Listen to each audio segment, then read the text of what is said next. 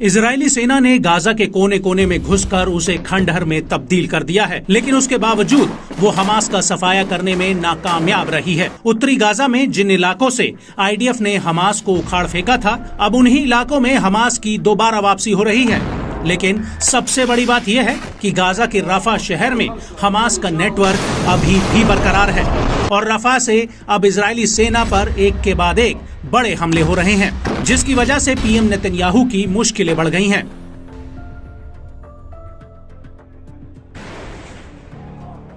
दरअसल रफा इजरायली सेना के लिए एक मौत का जाल बन गया है, जिसमें आईडीएफ बुरी तरह उलझती जा रही है। लेकिन पीएम नेतन्याहू का कहना है कि रफा से हमास के सफाए के बाद ही आईडीएफ गाजा से बाहर निकलेगी। लेकिन अब रफा पर हमले को लेकर इजराइल में विरोध शुरू हो गए हैं।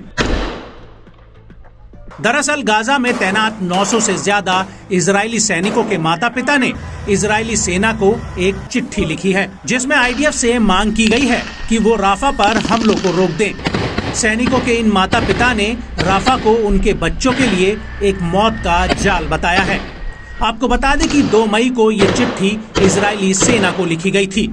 इस पत्र के जरिए सैनिकों के माता पिता ने इजरायली रक्षा मंत्री योव गैलेंट और आईडीएफ प्रमुख जनरल हार्जी हलेवी से राफा ऑपरेशन रोकने की मांग की गई थी।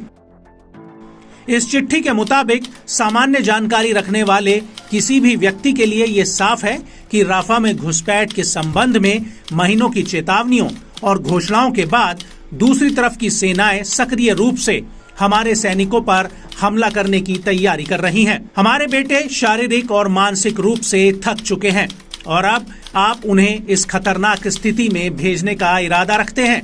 ऐसा प्रतीत होता है कि ये लापरवाही से कम नहीं है।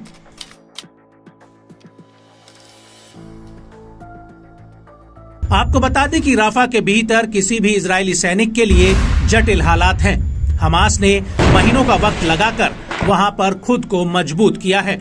इसके साथ ही राफा के भीतर कई कठिन सुरंगें भी हैं, जो पूरे राफा भर में आपस में जुड़ी हुई हैं। और इसको लेकर गाजा में तैनात एक सैनिक की मां अनंत ने कहा कि राफा एक मौत का जाल है।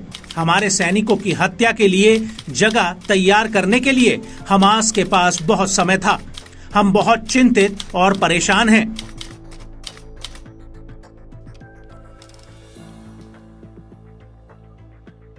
लेकिन इस सब के बीच बड़ी बात यह है कि इजरायली पीएम बेंजामिन नेतन्याहू का कहना है कि गाजा के भीतर हमास का आखिरी गढ़ रफा है, जहां पर हमास की कम से कम 4 बटालियन तैनात हैं और हमास के सफाए और बंधकों की रिहाई के लिए रफा पर हमला जरूरी है। आपको बता दें कि हमास की कैद में अभी भी इजराइल के 132 नागरिक हैं।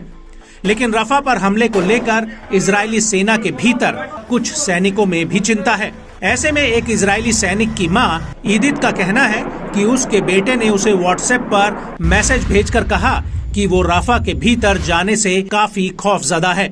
मेरे बेटे का कहना है कि वो हमास के साथ लड़ाई के खिलाफ नहीं है, लेकिन राफा के भीतर घुसना इस मिशन को उचित नहीं ठहराता है।